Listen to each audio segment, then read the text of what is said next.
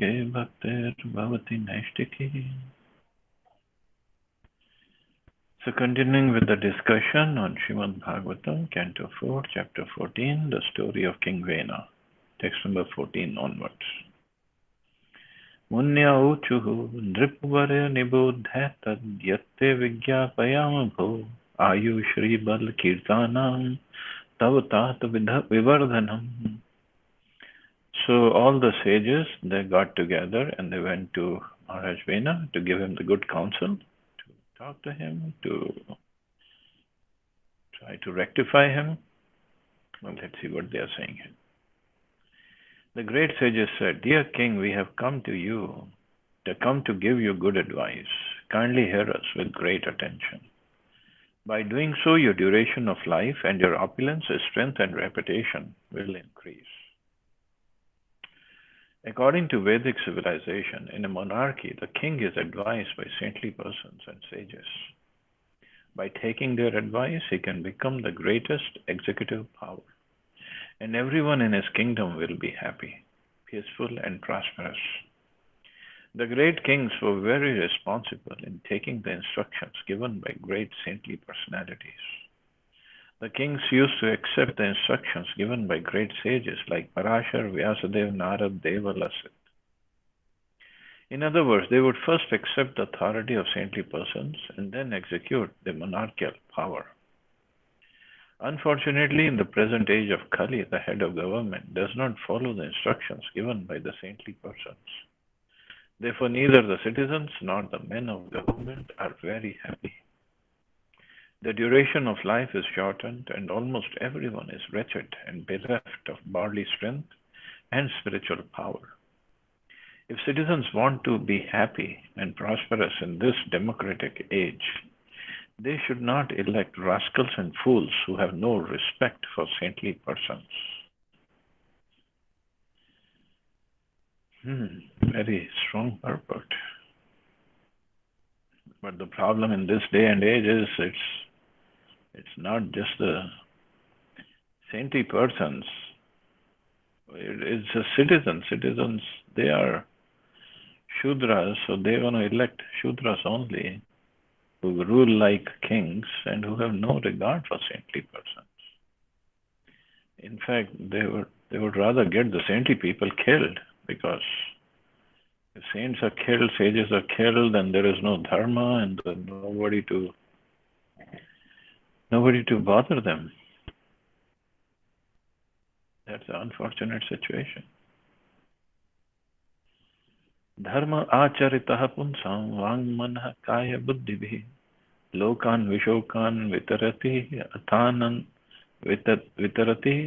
athan antiyam sanginam. Those who live according to religious principles and who follow them by words, mind, body, and intelligence are elevated to the heavenly kingdom, which is devoid of all miseries.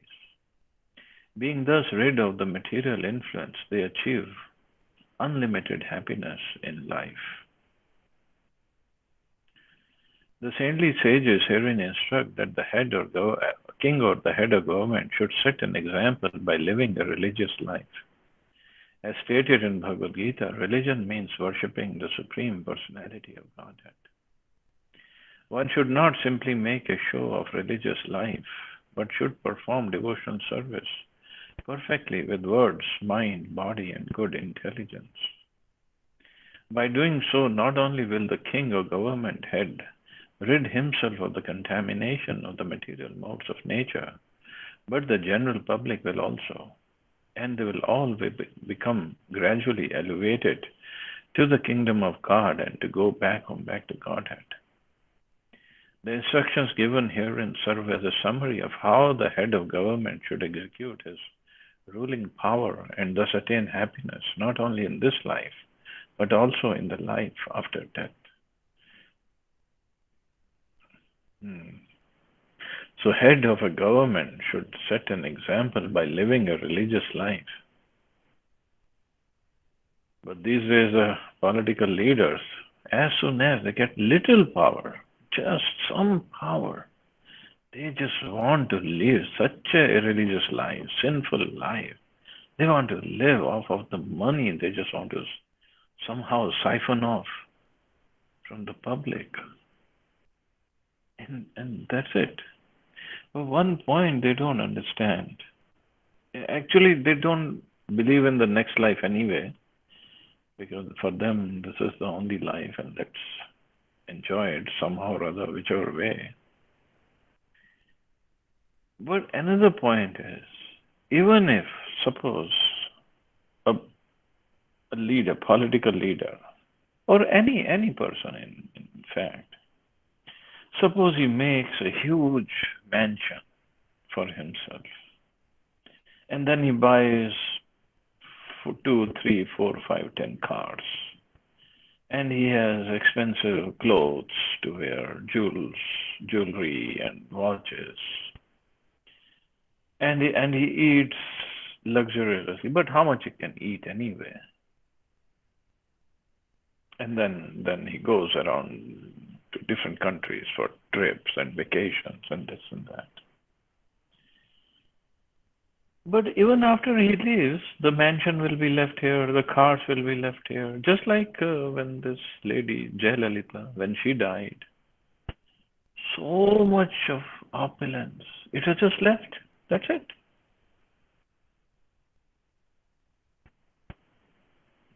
So the things will be left here only. We are not going to take the house with us or the cars with us or anything else. But while we are here, we get so much attached to, first of all, possessing so many things and then thinking I'm the enjoyer of all these things. We are not the proprietor. If we were the proprietor, then we should be able to take them with us. Though we are not the proprietor. And we are not the enjoyer either, because enjoyer means he should continue with the enjoyment, but his enjoyment stops. And he's not the controller either, because if we are controller, everything should work according to my order, but that's not happening. So this illusory business that everybody gets into, especially the leaders, because more power means more maya. They get into, but it's all illusion. It's all going to be left here. Only thing that can go with us, if we are a devotee, then bhakti will go, but definitely karma will go with us. Whatever karma we have done. If we have done sinful activities, and for the leaders, especially for the leaders, they're going to take 1/6 of the karma of their population, both good and bad. And if they themselves are not religious, so the population is not religious. Just imagine taking the karma of crores and crores of people. Is that an easy job? No. So if we are not, if the leader is not religious or spiritual, how many lifetimes he has to suffer in the hell?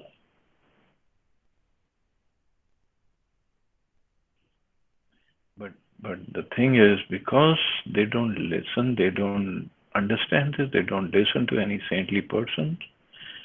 And saintly persons also, so-called saintly persons, they will not go and tell the truth to the leader. So Kali Yuga will slowly have its full effect.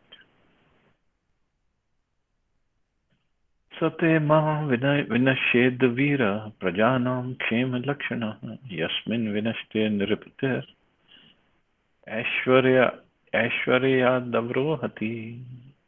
The sages continued, O great hero, for this reason you should not be the cause of spoiling the spiritual life of the general populace.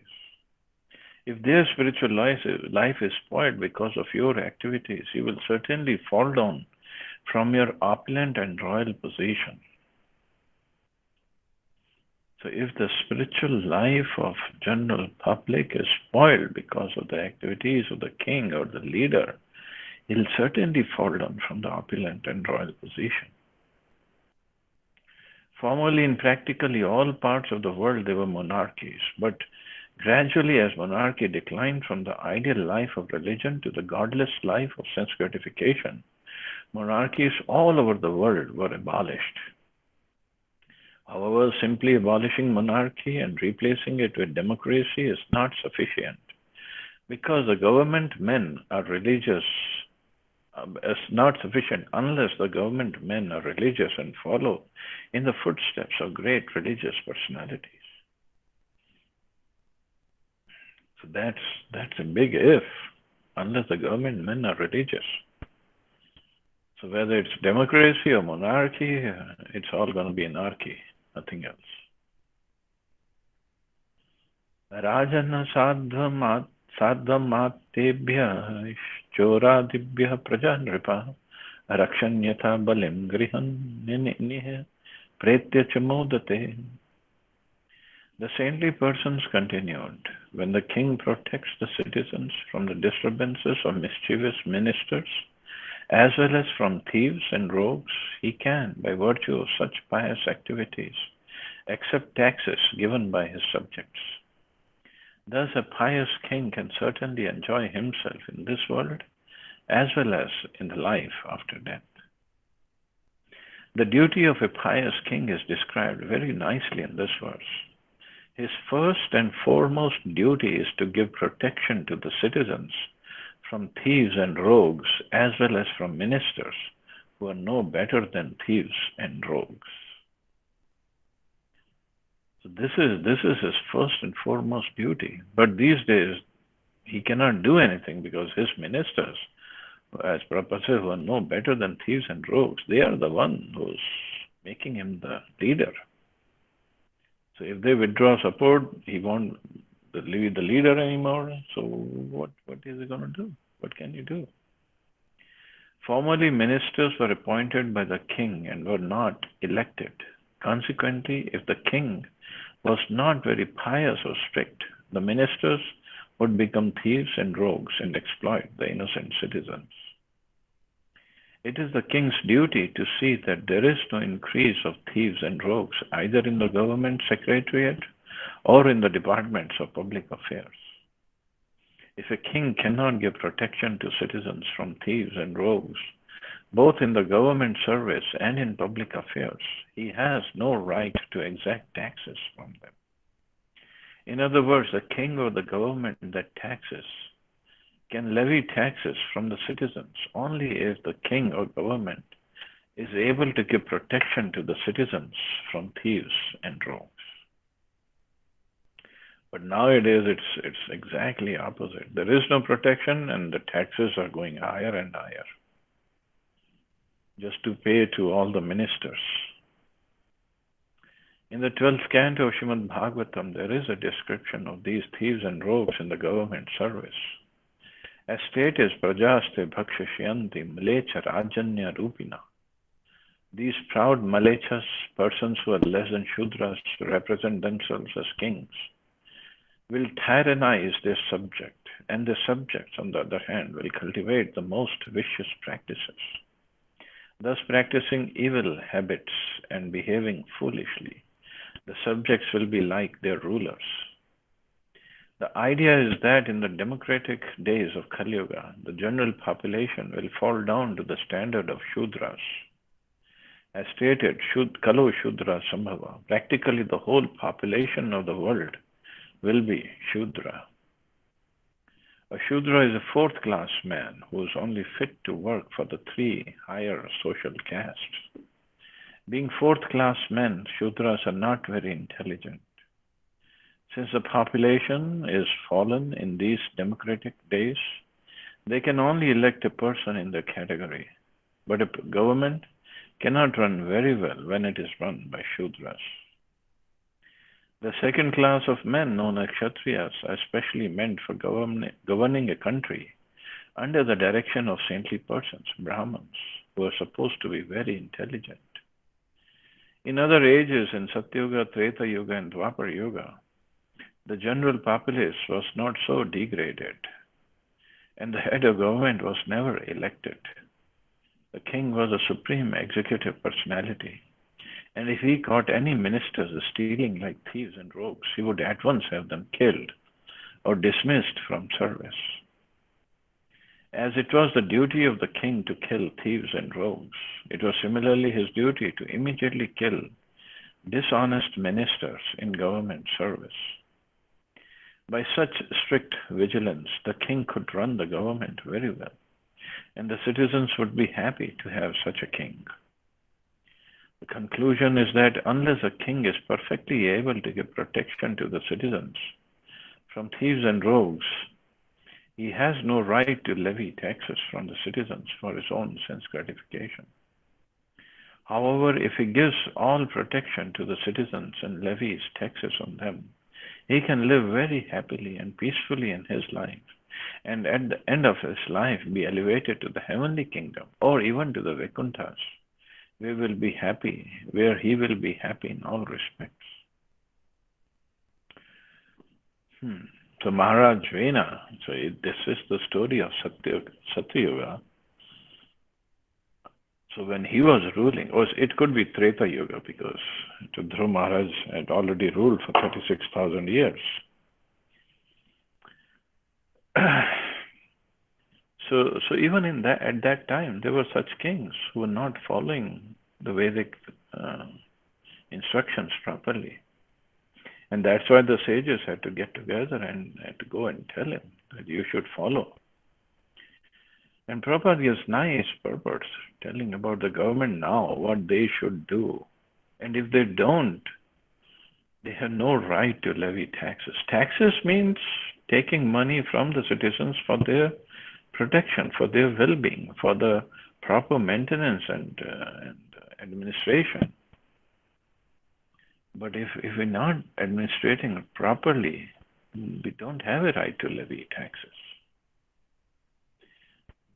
But here the philosophy is the might is right, and whoever is in the position, whoever is in charge, he is right. That's it. He can do whatever he wants.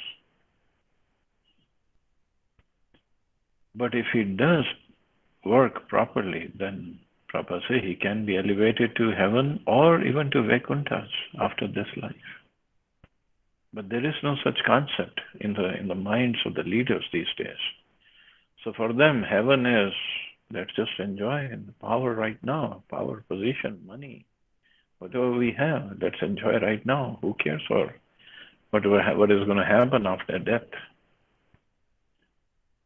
And chances are, generally what happens is these kind of leaders, they get killed by somebody. Either their own person or an enemy or somebody like that. They just get killed.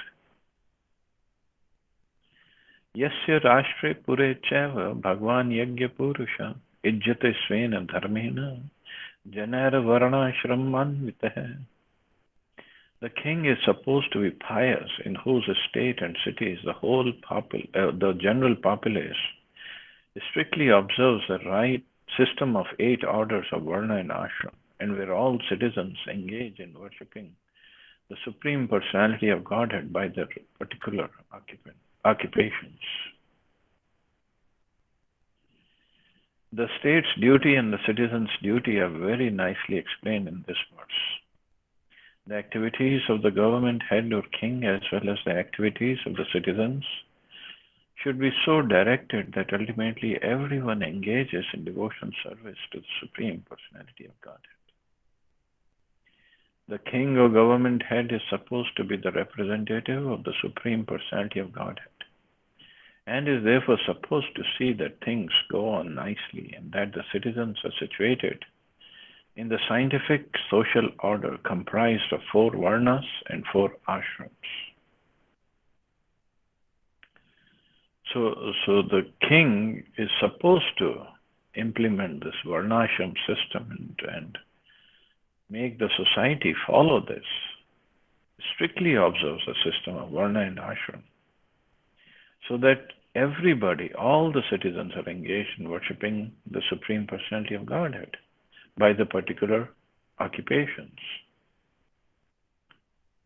In the Vishnu Puran, it is stated that unless people are educated or situated in the scientific social order comprised of 4 varnas and 4 ashrams, society can never be considered real human society, nor can it make any advancement towards the ultimate goal of human life. It is the duty of the government to see that things go on in terms of varna and ashram. As stated here, Bhagwan Yajna Purusha, the Supreme Personality of Godhead, Krishna, is the Yajna Purusha. As stated in Bhagavad Gita, Krishna is the ultimate purpose of all sacrifice. He is also the enjoyer of all sacrifices. Therefore, he is known as Yajna Purusha. The word Yajna Purusha indicates Lord Vishnu or Lord Krishna or any personality of Godhead in the category of Vishnu Tattva. In perfect human society, people are situated in the orders of Varna and Ashram and are engaged in worshipping Lord Vishnu by their respective activities. Every citizen engaged in an occupation renders service by the resultant action of his activities. That is the perfection of life. By worshipping of the Lord, who is the source of all beings and who is all-pervading, man can, in the performance of his own duty, attain perfection. So the king should make an arrangement so everybody, every single person can make spiritual progress and try to attain perfection by performance of his duty properly. Thus, the Brahman, Kshatriya, Shudras, and Vaishyas must execute the prescribed duties as these duties are stated in the Shastras. In this way, everyone can satisfy the Supreme Personality of Godhead, Vishnu. The king or government head has to see that the citizens are thus engaged. In other words, the state or the government must not deviate from its duty by declaring that the state is a secular one, which has no interest in whether or not the people advance in Varnashram Dharma. Today, people engaged in government service and people who rule over the citizens have no respect for the Varnashram Dharma. They complacently feel that the state is secular. In such a government, no one can be happy. The people must follow the Varnashram Dharma, and the king must see that they are following it nicely. So actually we call it secular, but secularism doesn't mean no dharma, no religion. That is atheistic propaganda. Secular means one should try to follow his own dharma properly. That's all. Nobody should force anybody to do something else. But this secular term has been wrongly implemented, and people have no idea. So all these so-called learned, educated people, whatever they come up with the term secular, and that has been kind of imposed upon us. So Prabhupada said, in such a government, no one can be happy. The people must follow the Varnashram Dharma. And Varnashram Dharma is not, it's something to do with Hinduism. It is there in any society anyway. There is a difference between intelligent class, administrative class, productive class, or the business class, and then the service class. There's always a distinction. But it should be properly stated or properly kept in place. Tasya ragyo mahabhaga bhagwan bhut bhavana paritushyati vishvatma tishtato nija shasane. O noble one. Of course, he's not a noble one, but still the sages are telling him, you are the noble one, just to pacify him. If the king sees that the Supreme Personality of Godhead, the original cause of the cosmic manifestation, and the super soul within everyone is worshipped, and the Lord will be satisfied. It is a fact that the government's duty is to see that the Supreme Personality of Godhead is satisfied by the activities of the people as well as by the activities of the government. There is no possibility of happiness if the government or citizenry have no idea of Bhagavan, the Supreme Personality of Godhead. Who is the original cause of the cosmic manifestation? Or if they have no knowledge of Bhuta Bhava, who is Vishwatma, or the Super Soul, the soul of everyone's soul. The conclusion is that without engaging in devotional service, neither the citizens nor the government can be happy in any way. At the present moment, neither the king nor the governing body is interested in seeing that the people are engaged in devotional service of the Supreme Personality of Godhead. Rather, they are more interested in advancing the machinery of sense gratification. Consequently, they are becoming more and more implicated in the complex machinery of the stringent laws of nature. People should be freed from the entanglement of the three modes of material nature. And the only process by which this is possible is surrender unto the Supreme Personality of Godhead. This is advised in Bhagavad Gita. Unfortunately, neither the government nor the people in general have any idea of this. They're simply interested in sense gratification and being happy in this life. The word Nij Shasane in his own governmental duty indicates that both the government and the citizens are responsible for the execution of Varnashram Dharma. Once the populace is situated in the Varnashram Dharma, there is every possibility of real life and prosperity both in this world and in the next. So the leaders themselves, they don't follow, they are not engaged in bhakti, so how can they lead the general public onto the process of bhakti? So that is why everything has gone down. They're simply interested in sense gratification. Just like in America, the whole country was founded upon the principles of religion and God. Because the people who came here from Europe in the beginning were persecuted for religion in their country, and they were the prisoners, and they were sent here. This was supposed to be a prison house, America. So of course later on they settled, and there was fight between them and British soldiers, and somehow they won. And the Constitution was framed.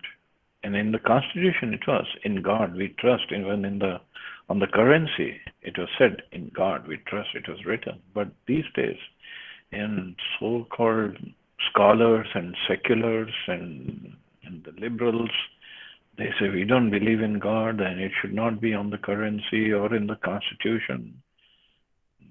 There's so many arguments against this. And this is what is happening all over the world. These are the symptoms of Kali Yuga. People don't believe in God. Tasmin stushte kim prapyam jagatam ishvareshvare lokah sapala hi tasmai haranti balimadrikaha. The Supreme Personality of Godhead is worshipped by the great demigods, controllers of universal affairs. When he is satisfied, nothing is impossible to achieve. For this reason, all the demigods, presiding deities of different planets, as well as the inhabitants of the planets, take great pleasure in offering all kinds of paraphernalia for his worship. So when he is satisfied, when the Supreme Personality of God, when Krishna is satisfied, nothing is impossible to achieve. Even the demigods will be pleased, and they are there to provide different material necessities. All Vedic civilization is summarized in this verse. All living entities, either on this planet or on other planets, have to satisfy the Supreme Personality of Godhead by their respective duties. When he is satisfied, all necessities of life are automatically supplied. In the Vedas, it is also stated, Eko Bahunam Yuvedadhati Kam. From the Vedas, we understand that he is supplying everyone's necessities. And we can actually see that the lower animals, the birds and the bees, have no business or profession, yet they are not dying for want of food. They're all living in nature's way, and they all have necessities of life provided, namely eating, sleeping, mating, and defending. So Krishna has made perfect arrangement. And all those entities combined, they are millions and millions times more than the human population on this planet. Even the room that we are in, all of us are in specific rooms. And if you really inquire, even in the holes of the walls, there's so many living entities living there. I'm not even talking about microorganisms. And they all are being provided for by Krishna. So only person who has to work for his maintenance is a human being. But then there is a higher goal for human being. Human society, however, has artificially created a type of civilization which makes one forgetful of his relationship with the Supreme Personality of Godhead. Modern society even enables one to forget the Supreme Personality of Godhead's grace and mercy. Consequently, modern civilized man is always unhappy and in need of things. People do not know that the ultimate goal of life is to approach Lord Vishnu and satisfy him. They have taken this materialistic way of life as everything and have become captivated by materialistic activities. Indeed, their leaders are always encouraging them to follow this path, and the general populace, being ignorant of the laws of God, are following their blind leaders down the path of unhappiness.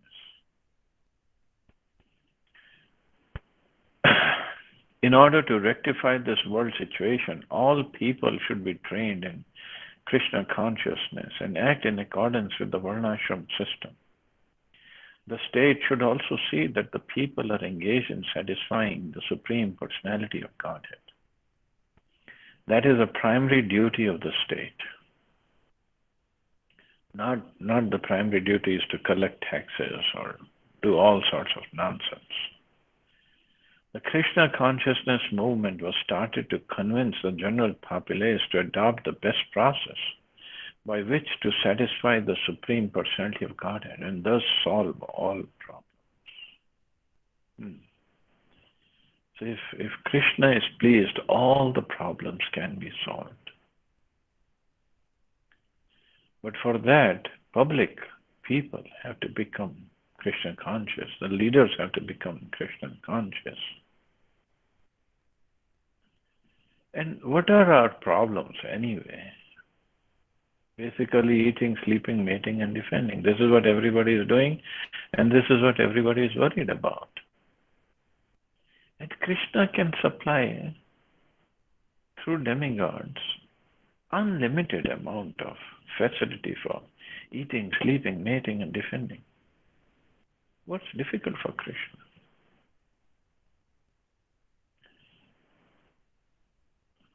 But since we don't want to become Krishna conscious, so demigods don't give us what we need. So they are holding everything back. This is what is going to happen when Prithu Maharaj becomes the king. Because Mother Earth just withdrew everything, withheld everything in her body. No grains, nothing. And then because King Vena was in charge, and Prithu Maharaj had to, we'll see, he had to work hard to get everything out of the Mother Earth's body. But because the king was such a cruel one and not follower of the instructions in the Vedas, the earth just withdrew everything. She didn't produce anything.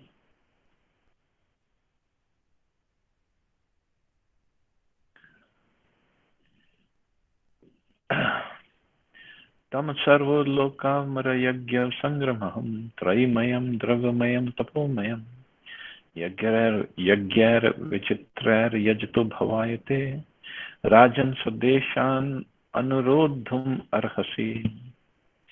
Dear King, the Supreme Personality of Godhead, along with the predominating deities, is enjoyer of the results of all sacrifices in all planets.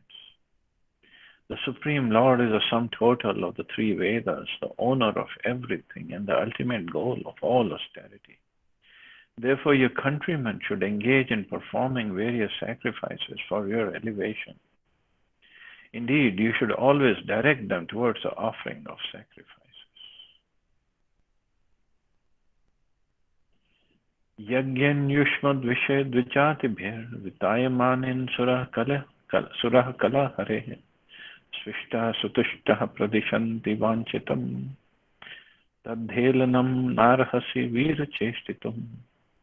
When all the Brahmins engage in performing sacrifices in your kingdom, all the demigods who are plenary expansions of the Lord will be very much satisfied by their activities and will give you your desired result. Therefore, O hero, do not stop the sacrificial performances. If you stop them, you will disrespect the demigods. So King Vena had already stopped the sacrifices, and this is what sages were telling him, that everybody has to work their duty, and there's a duty of the sages to perform sacrifices. So if you allow the sacrifices, demigods will be happy and they'll provide everything. But Vena, because he was very proud of the power he got, he just didn't listen to them. So from next verse, Maharaj Vena will start speaking. We'll take it up tomorrow. See anybody has any questions or comments.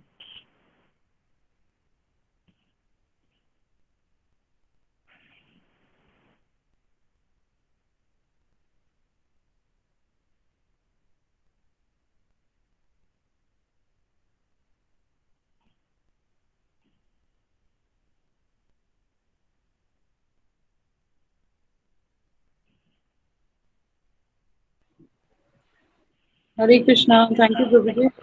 Hare Krishna Manta. Thank you. Chalo, I guess we can stop here. You all have a wonderful and safe day.